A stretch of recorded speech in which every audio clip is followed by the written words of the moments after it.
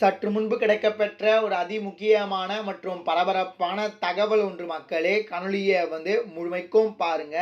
மரியாதையாய் கட்சியை விட்டு வெளியே போடா அப்படின்ற மாதிரி தற்பொழுது அதிமுகவில் ஒரு மிகப்பெரிய ஒரு சம்பவம் நடந்திருப்பதாக தற்பொழுது தகவல் கிடைக்கப்பட்டிருக்கு.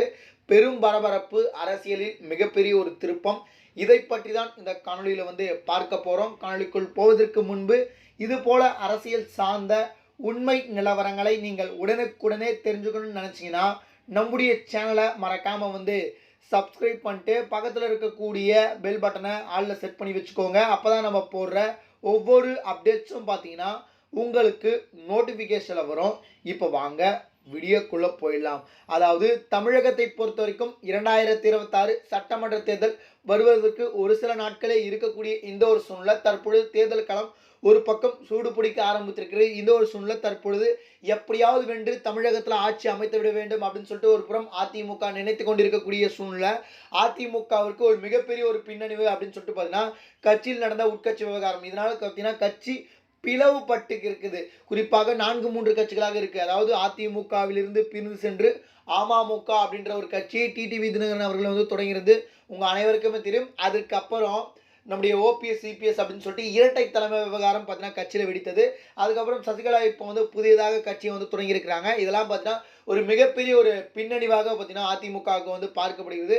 அதனால் கூட்டணியை வலுப்படுத்தி எப்படியாவது இந்த 2026 தேர்தலில் வென்றாக வேண்டும் அப்படின்னு சொல்லிட்டு எடப்பாடி பழனிசாமி அவர்கள் நினைத்து கொண்டிருக்கக்கூடிய இப்போ ஒரு சூழ்நிலையில் பார்த்தீங்கன்னா தற்பொழுது மீண்டும் ஒரு கலவரமானது அதிமுகவில் வெடிப்பதற்கு வாய்ப்பு இருக்கு அப்படின்ற மாதிரியான தகவல் கிடைக்கப்பட்டிருக்கு. அதிமுக மீண்டும் பிளவுபடுவதற்கான வாய்ப்பு இருப்பதாக தற்பொழுது தகவலானது நமக்கு கிடைக்கப்பட்டிருக்கு. காரணம் என்ன அப்படின்னு சொல்லிட்டு பார்க்கும் பொழுது 2026 சட்டமன்ற தேர்தலில் மொத்தமாக தமிழகம் முழுவதுமாக 234 சட்டமன்ற தொகுதிகள் உள்ளது. இதில் அதிமுக சார்பில் 150 to 160 இடங்களில் போட்டியிடுவதாக பார்த்தீங்கன்னா இருக்கிறாங்க.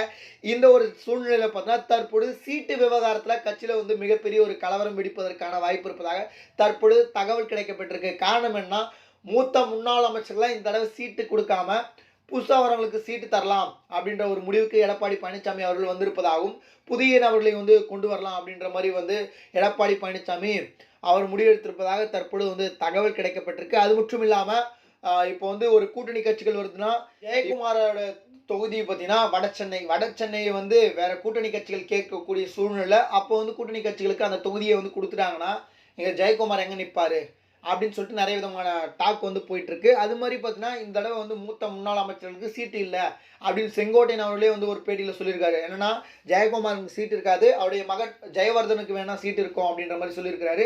இதனால கட்சியில் மிகப்பெரிய ஒரு குழப்பங்களும் மோதல்களும் வெடிப்பதற்கான வாய்ப்புகள் அதிகமாக இருக்கு.